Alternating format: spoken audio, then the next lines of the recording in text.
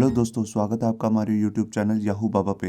ये हमारा JavaScript course से रिलेटेड 53 ट्यूटोरियल है और इस कोर्स में आप कांस्टेंट वेरिएबल को एरे और ऑब्जेक्ट्स के साथ यूज़ करना सीखेंगे।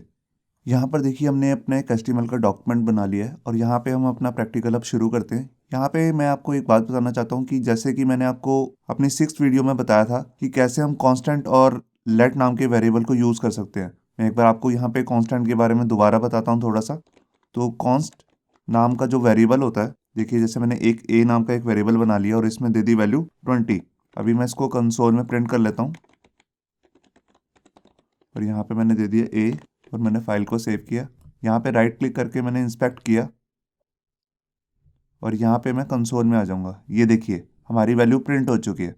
अब मैंने आपको उस वीडियो में बताया था कि अगर मैं इस वैल्यू को, जो ए की वैल्यू है, उसको दोबारा रीअसाइन करने की कोशिश करूँ, देखिए मैंने उसको वैल्यू दी 30, तो यहाँ पे आ जाएगा एक एरर। ये देखिए यहाँ पे एरर आ गया, असाइनमेंट टू कांस्टेंट वेरिएबल।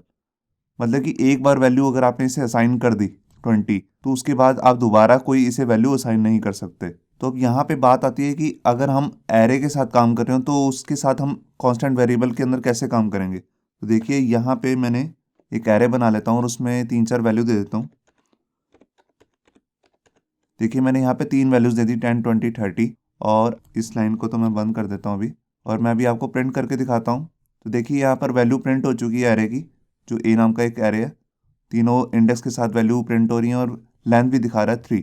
अब मैं इसके अंदर कोई वैल्यू असाइन करना चाहता हूँ तो उसका एक स्पेशल तरीका होगा।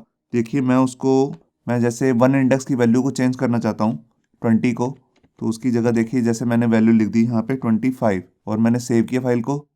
और यहाँ देखिए कंसोल में 1 इंडेक्स पे वैल्यू चेंज हो चुकी है 25, जबकि ये कांस्टेंट वेरिएबल है। आप देख रहे हैं ये ए जो है वो एक कांस्टेंट वेरिएबल है। अब मैं आपको बताता हूँ कि अगर मैं यहाँ पर इसे दोबारा से वैल्यू पूरी की पूरी असाइन करता हूँ एरे बना के, ये देखिए ए इज इक्वल टू, और यहाँ पर मैं एक नया एरे बना लेता हूँ। देखिए जैसे मैंने ले लिया 40, 50 और 60। मैंने फाइल को सेव किया तो देखिए यहाँ पर आ गई एक एरर, वही वाली कि आप कांस्टेंट वेरिएबल को दोबारा असाइन वैल्यू नहीं कर सकते। देखिए एक बार हमने यहाँ पर असाइन कर दी थी वैल्यू, आप यहाँ पे दोबारा असाइन नहीं कर सकते। मगर मैंने आपको जो ऊपर का तरीका बताया, आप इस तरीके से दोबारा से वैल्यू असाइन कर सकते हैं। मतलब कि एक एक इंडेक्स करके, अगर मैं 2 इंडेक्स पे कुछ वैल्यू चेंज करना चाहता हूँ, जैसे 30 की जो वैल्यू आ रही है आप देख रहे हैं यहाँ पर हमारी जो लास्ट वैल्यू है 2 इंडेक्स पे वो है 30। मैं उसको यहाँ पे चेंज कर देता हूँ, उसको कर देता हूँ 35। मैंने फाइल को सेव किया और यहाँ देखिए यहाँ पे तीनों वैल्यू चेंज हो चुकी है। मतलब कि ऊपर 10 है, 25 कर दिया और 2 वाली को हमने 35 कर दिया। तो आपने यहाँ पे देखा कि कैसे हम कांस्टेंट वेरिएबल के अंदर दोबारा से वैल्यू असाइन कर सकते हैं, मगर उसका एक तरीका है, वो इस तरीके से हम वैल्यू असाइन कर सकते हैं। अब मैं आपको बताता हूँ कि ऑब्जेक्ट्स के साथ अगर हम काम कर रहे हैं तो उसमें कैसे करेंगे। तो यहाँ पर मैं इन सब डाटा को डिलीट कर देता हूँ और यहाँ पर जो मैंने ये एरे बनाया था इसकी जगह मैं ले लेता हूँ करली ब्रेसेस। यहाँ पे मैं अपना एक ऑब्जेक्ट बना लेता हूँ। जैसे मैंने बना लिया एक ऑब्जेक्ट और उसके अंदर प्रॉपर्टी दे दी नेम, और नेम में मैंने यहाँ पे वैल्यू दे दी जैसे राम। और एक और इसकी प्रॉपर्टी ले लेते हैं एज, और एज में मैंने दे दी यहाँ पे 25। और यहाँ पे मैंने फाइल को सेव किया और यहाँ देखिए हमारा जो कंसोल में है ऑब्जेक्ट प्रिंट हो चुका है। आप वैल्यू देख रहे हैं, यहाँ पे एज भी आ गई है और नेम भी आ गई है। अब मैं इसके अंदर अगर इसको वैल्यू साइन करना चाहता हूँ तो उसी तरीके से करूँगा जैसे हमने एरे को किया है। यहाँ पे मैं ले लेता हूँ जो हमारा वेरिएबल है, ऑब्जेक्ट वेरिएबल ए डॉट। अब उसकी कौन सी प्रॉपर्टी को चेंज करना चाहता हूँ, जैसे नेम। तो देखिए नेम में मैंने यहाँ पर ऐसे साइन कर दिया और यहाँ लिख दिया याहू बाबा। मैंने फाइल को सेव किया और यहाँ देखिए वैल्यू चेंज हो चुकी है, नेम में याहू बाबा आ चुकी है। अब मैं आपको यहाँ पे बताता हूँ कि अगर मैं इसको सारी की सारी वैल्यू दोबारा ही साइन करता हूँ तो देखिए क्या क्या होगा इसमें, क्योंकि ये कांस्टेंट वेरिएबल है। और यहाँ पे मैंने दोबारा से ले लिया नेम और यहाँ पे मैंने ले दिया जैसे करण, और यहाँ पर मैं इसको एज भी चेंज कर लेता हूँ इसकी। तो यहाँ पे मैंने इसकी एज कर दी 35। मैंने फाइल को सेव किया और यहाँ देखिए यहाँ पर एक दूसरा एरर भी आ रहा है। ये देखिए यहाँ पर कॉलन लगेगा, 13 नंबर लाइन की एरर दे रहा है यहाँ पे,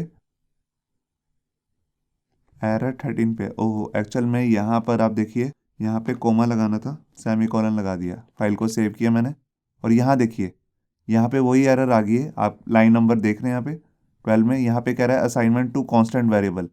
मतलब कि हमने जो हमारे पास कांस्टेंट वेरिएबल है ए, उसको दोबारा से यहाँ पे वैल्यू साइन कर दी है लाइन नंबर 12 पे, तो इसी का एरर आ रहा है यहाँ पे। तो आप ऐसे दोबारा से कांस्टेंट वेरिएबल के अंदर जाके वैल्यू साइन नहीं कर सकते। तो इसके लिए स्पेशल जो तरीका है वो ऊपर ही है, वो यही है कि आप ऐसे एक एक प्रॉपर्टी को लेके आप चेंज करना चाहें तो कर सकते हैं। क्योंकि मैंने फाइल को सेव किया तो यहाँ पे ये चेंज होगी, नेम हो गया चेंज। अगर मैं एज भी चेंज करना चाहूँ तो ए डॉट एज लूँगा और यहाँ पे देखिए जैसे मैंने दे दिया 55।